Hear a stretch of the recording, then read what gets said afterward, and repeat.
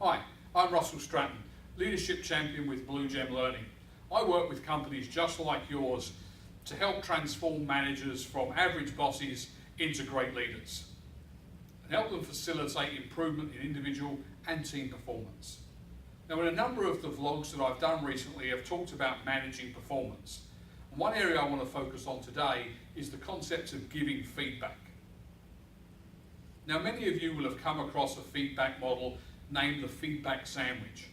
It's been universally used for many years and basically breaks down into this approach. We start off with something positive. This enables the person to get engaged and get on board. We then slip in something that they could improve upon. Can sometimes be seen by the recipient as the bad news. And we finish on a high, so they walk away with a positive feeling by giving them a sort of closing good statement. Now, for the reasons just outlined, this is quite a popular model for people to use. But over the years, I've come across some problems with this, and I'll outline two of them. The first is, this takes me back to a client I was working with whose members were ex-military. They called this the crap sandwich. And the reason for this is they said everybody knows what to expect. They know that it's going to be good news, bad news, followed by good news.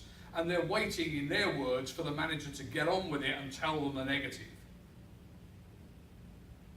The second point that I found that was interesting with this was thinking about who's doing the talking. And if you think about yourself as a manager in this situation, using the feedback sandwich, you're going to find that you're the one that's doing the majority of the talking.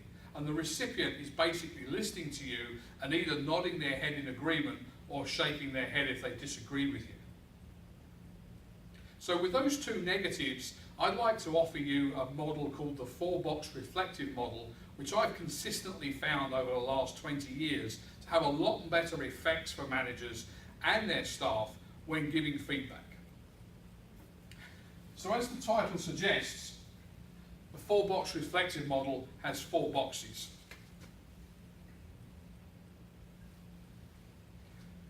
And similarly to the feedback sandwich, it also focuses on the positive and areas for improvement.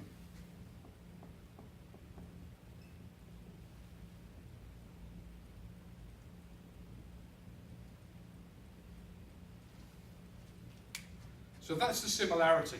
But this is where it really changes and where the power to this model is. First of all, in box 1, we're asking the individual what went well. So the person here is doing the talking. They're the one that's explained to you as their manager what's gone well, what are the positives, what are the good things that they've done, whether it's that day, that month, that quarter, or that year.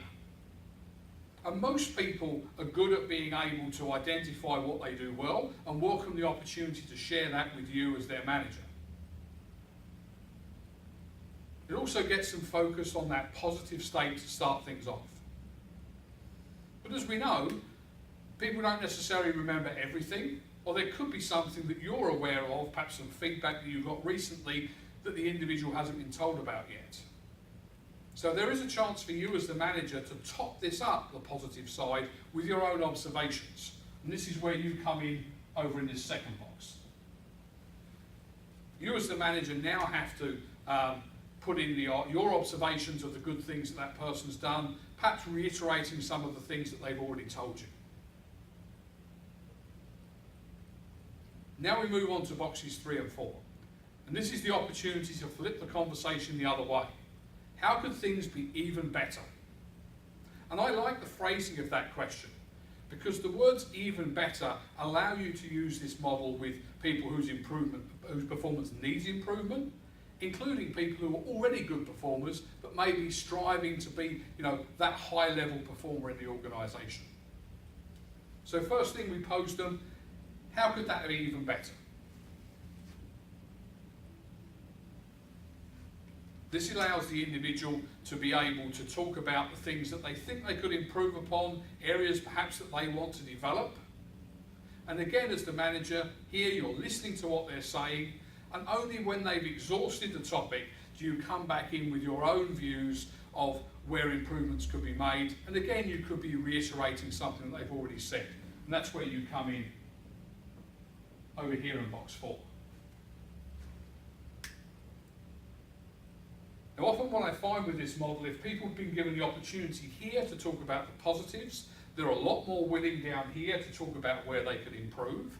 And where we finish on a high here is we don't just leave it at this is what you needed to improve upon, but if I can sort of cheat a little bit here and talk about a box 4A, this is when we talk about here an action plan for how that person can improve.